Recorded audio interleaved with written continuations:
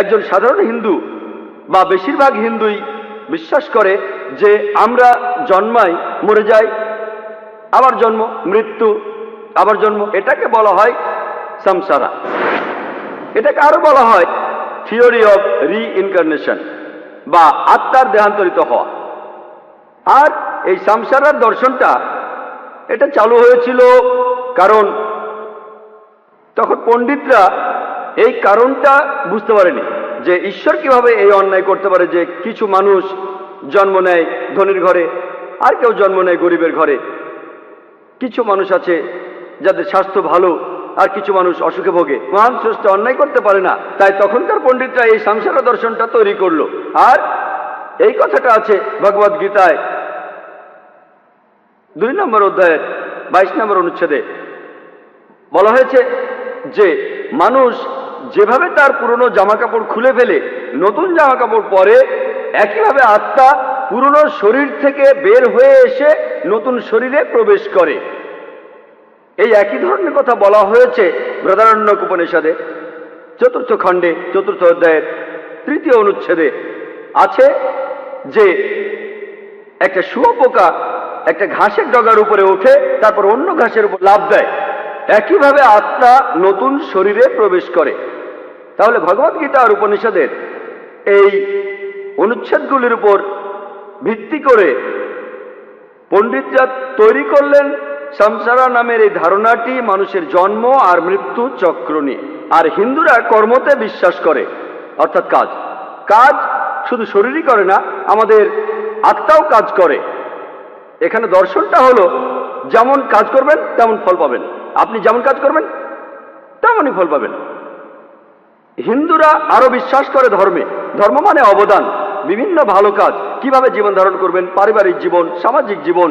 যদি আপনার কর্ম হয় ধর্ম অনুযায়ী, তাহলে আপনার কর্ম ভালো হবে। এছাড়াও তারা মোক্ষ লাভে বিশ্বাস করে।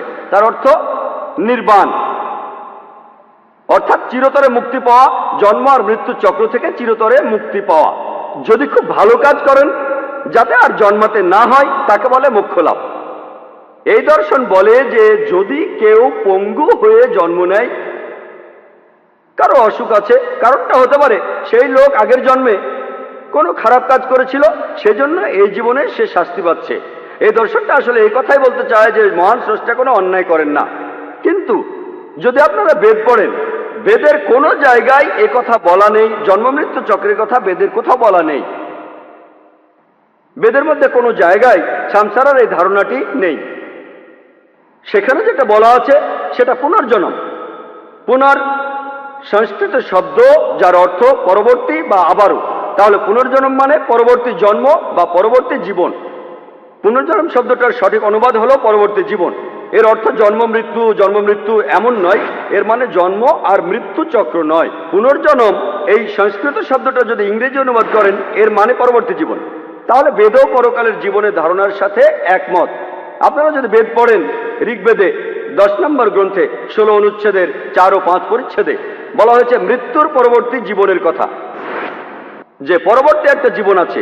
এখানে জন্ম আর মৃত্যুর কোনো চক্রের কথা বলা হয়নি। বেদে এছাড়াও বলা হয়েছে স্বর্গের কথা, তার মানে বেহেশত। বলা হয়েছে যে স্বর্গের মধ্য দিয়ে বয়ে গেছে দুধের নদী, সেখানে সব ফল পাওয়া যায়, আপনারা শান্তিতে থাকবেন।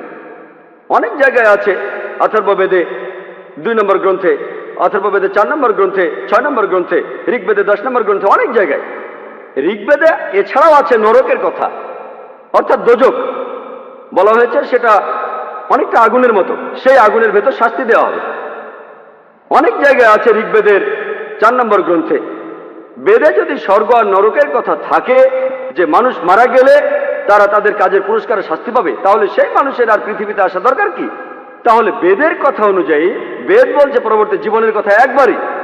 আর সেখানে আপনার কাজের উপর ভিত্তি করে আপনি হয় স্বর্গে যাবেন অথবা নরকে অর্থাৎ দোজকে।